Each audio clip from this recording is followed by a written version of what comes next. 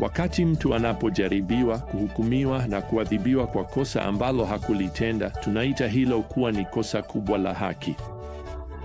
Kwa kweli, nimekuwa nikisikitishwa sana kila ninaposoma kwenye habari kuhusu mtu aliyeteseka miaka mingi gerezani kabla ya hatimaye kuthibitishwa kuwa hana hatia, labda kupitia ushahidi mpya au vinasaba vya DNA au njia nyingine yoyote ya uchunguzi wa kisayansi.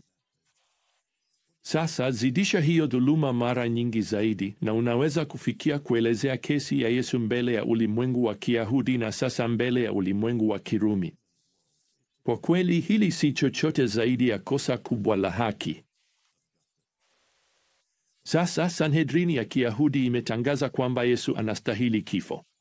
Pilato amekuwa akitangaza hadharani mara kwa mara kwamba Yesu hana hatia. Kwa kweli, mara 3 katika Injili ya Yohana, Pilato anasema sioni kosa lolote kwake. Anataka kutupilia mbali kesi hii mahakamani, yaani hakuna ushahidi wowote. Lakini maadui wa Yesu hawakubali kushindwa. Ushahidi hauna maana na shinikizo kwa Pilato linaongezeka. Yohana 19 inaandika kinachotokea baadaye hapa kwenye mstari wa 1. Kisha Pilato akamchukua Yesu na kumpiga mijeledi, na askari wakasokota taji ya miiba, wakamvika kichwani, wakamvika vazi la zambarau. Hiyo ni rangi ya kifalme. Sasa huu mijeledi, uwezekano mkubwa ulifanyika katika jumba la Kirumi.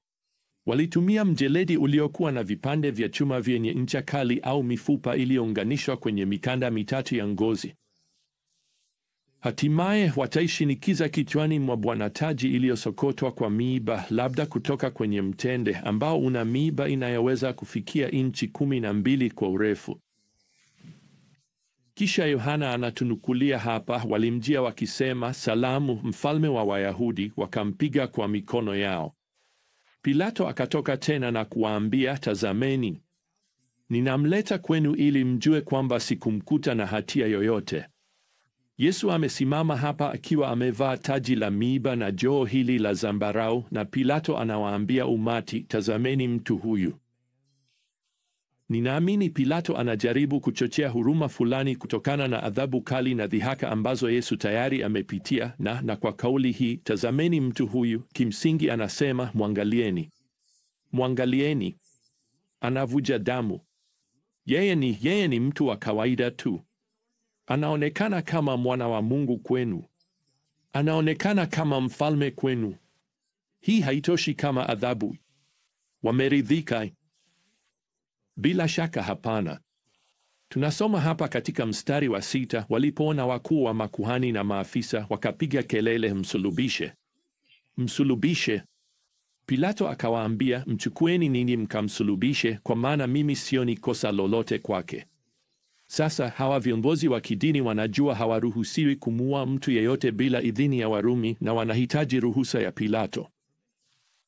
Sasa viongozi wa Kiyahudi wanamjibu Pilato kwa kumwambia sababu halisi ya chuki yao dhidi ya Yesu. Mstari wa 7. Tunayo sheria, na kwa mujibu wa sheria hiyo anastahili kufa kwa sababu amejifanya kuwa mwana wa Mungu. Sasa ngoja nikuambie wapendwa, yeyote anayebishana kwamba Yesu hakuwahi kudai kuwa zaidi ya rabi tu, basi taifa zima la Wayahudi lilijua tofauti. Walishajaribu kumuua mara 2 kabla kwa sababu alidai kuwa Mungu. Tulishazungumzia hilo. Sasa taarifa hii mpya inaleta hofu na shinikizo jipya kwa Pilato. Alikuwa amehisi kuna kitu tofauti kuhusu Yesu, na sasa kusikia shtaka hili kunamfanya awe na wasiwasi zaidi. Mstari wa 9 unatueleza, akaingia tena katika makao yake na akamwambia Yesu, "Unatoka wapi?" Lakini Yesu hakumjibu chochote. Sasa kama Yesu angejibu au kufanya muujiza pale pale, je, angeachiliwa? Naam, inawezekana, lakini Yesu hakuja duniani ili achiliwe. Alikuja duniani ili mimi na wewe tukombolewe. Sasa Pilato anavunjika moyo na ukimya wa Yesu. Anamwonya Bwana kwamba ana mamlaka ya kumwachilia au kumsulubisha. Na kwa hilo Yesu anajibu hapa kwenye mstari wa 11, "Wewe usingekuwa na mamlaka yoyote juu yangu kama usingepewa kutoka juu." Kwa hiyo yule aliyenikukabidhi kwako ana dhambi kubwa zaidi. Yesu anamwambia Pilato hapa kwamba yeye si mwenye nguvu kama anavyofikiri. Mungu ndiye mwenye mamlaka hapa. Yesu pia anasema kwamba hatia ya Pilato si kubwa kama ile ya kuhani mkuu pamoja na viongozi wa kidini, Sanhedrin, wote wale ambao walijua walichokuwa wanafanya walipomkabidhi Yesu kwa Pilato. Sasa nina shaka kama Pilato anaelewa sana haya yote, lakini anajua kwamba Yesu hana hatia. Na nani anajua? Labda Yesu ni mwana wa Mungu fulani, jambo ambalo huenda ndilo Pilato anafikiria. Kwa njia moja au nyingine, Pilato angelewa dai hili. Haya yote yalitosha kumfanya ajaribu tena kumwachilia Yesu. Mstari wa 12 unasema, tangu wakati huo Pilato alijitahidi kumwachilia. Anajaribu kila awezalo kutafuta mwanya wa kisheria, lakini viongozi wa Kiyahudi, wao wana nguvu fulani za kisiasa hapa. Walikuwa wamejizuia hadi sasa, na hapa wanasema katika sehemu ya mwisho ya mstari wa 12, ukimwachilia mtu huyu, wewe si rafiki wa Kaisari. Kila mtu anayejifanya mfalme anampinga Kaisari.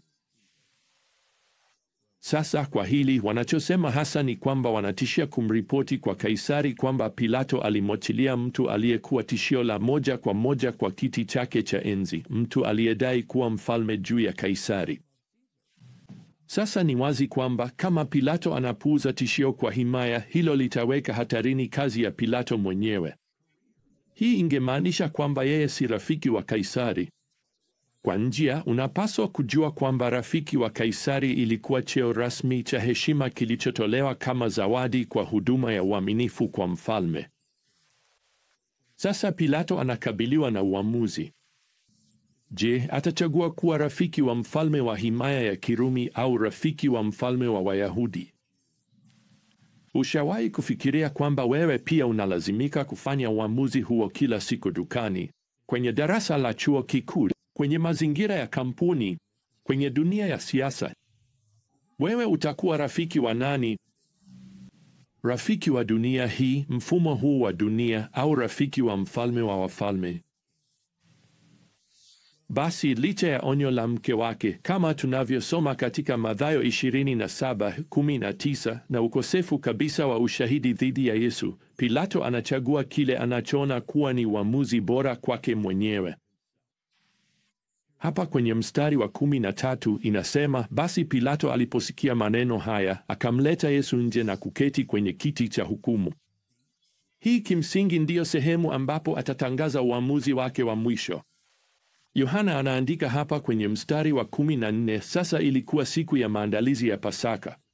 Ilikuwa yapata saa ya 6. Naam, hiyo ina maana ni saa 6 asubuhi, na ni Pasaka, wakati kila familia inaenda kuchinja mwanakondoo asiye na dosari. Na katika masaa machache tu, mwanakondoo safi wa Mungu atauawa na familia iliyoungana ya wanadamu. Uasi wa Yesu umethibitishwa mahakamani.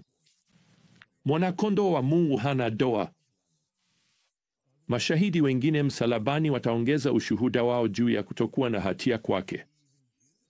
Hata Yuda aliyekuwa anajaribu kurudisha fedha za damu alikiri kwamba alikuwa amemsaliti mtu asiye na hatia, Mathayo 27:4. Jambo pekee ambalo Yesu ana hatia nalo ni kusema ukweli. Ana hatia ya kuwa mwana wa Mungu.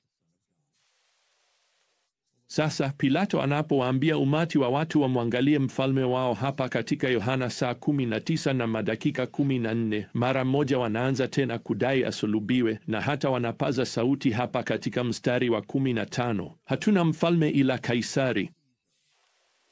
Fikiria hilo. Kwa hayo mstari wa 16 unaandika kwa huzuni, Pilato akamkabidhi kwao ili asulubiwe. Sasa katika simulizi la Mathayo sura ya 27 inaripotiwa hapa katika mstari wa 24 kwamba kabla tu ya kumkabidhi Yesu asulubiwe, Pilato anaosha mikono yake mbele ya umati na kusema, mimi sina hatia na damu ya mtu huyu. Sasa ngoja nikuambie, haijalishi wewe ni mtu wa dini kiasi gani au una nguvu kiasi gani, kuosha mikono hakutaweza kusafisha moyo wako. Haiwezi kusafisha dhamira yako. Ni dhabihu ya damu ya mwana wa Mungu pekee ndiyo inaweza kukuondolea hatia ya dhambi. Ingawa tukio hili lote ni ukosefu mkubwa wa haki, kumbuka kwamba lilipangwa tangu milele iliyopita. Sasa hukumu yako binafsi ni ipi leo?